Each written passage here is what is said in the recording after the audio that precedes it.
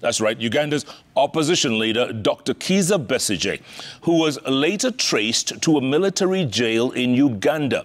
Now, Besigye, a prominent opposition politician in Uganda, is reported to have been kidnapped in an apartment along Riverside Drive in Nairobi before being taken to a Uganda military jail where he was detained until Wednesday, when he faced charges relating to security and being in possession of firearms illegally.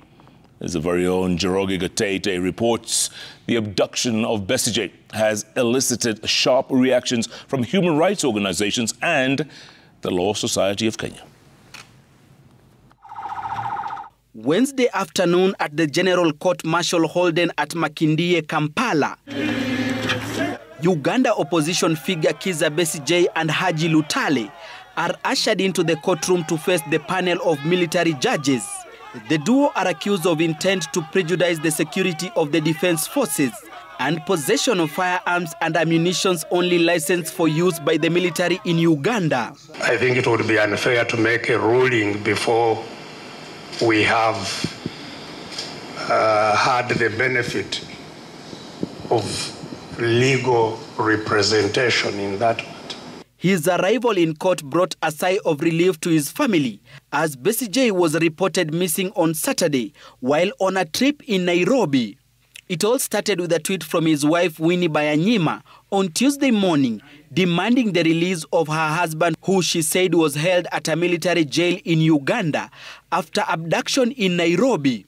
Besigye was in the country to attend NARC Kenya party leader Martha Karua's book launch last Sunday. Karua, in response, asked Uganda President Yoweri Museveni and President William Ruto to come clean on the safety and whereabouts of the Uganda opposition politician.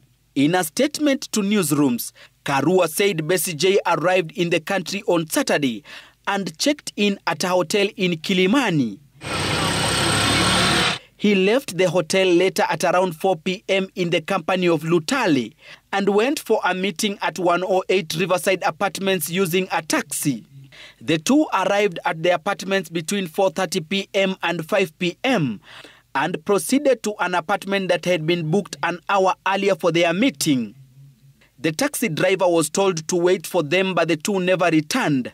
Sources told Citizen TV that an hour before Besigye and Lutale arrived, an unknown navy a Toyota Prado checked into the apartment. They left some minutes past 7 p.m. after an altercation with the security guards at the premises. It is believed that the men, who according to our source were foreigners, abducted the two and drove all the way to Kampala, Uganda. That this is a dangerous precedent that we are picking up. As a nation and as a country, we should not be seen as the haven to break laws, the haven that any person who may be within our jurisdiction, we have opened a wide berth for them to be picked up, for them to be subjected to any inhuman treatment or torture in any way. As a commission, working in liaison with other human rights institutions, especially our sister commission in Uganda, we will get in touch so that we see how we can ensure our region is compliant in terms of human rights obligations.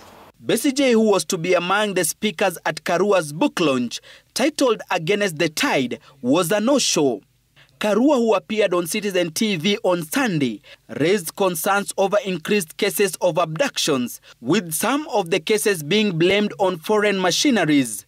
People being abducted by ununiformed officers and even foreigners. Machineries.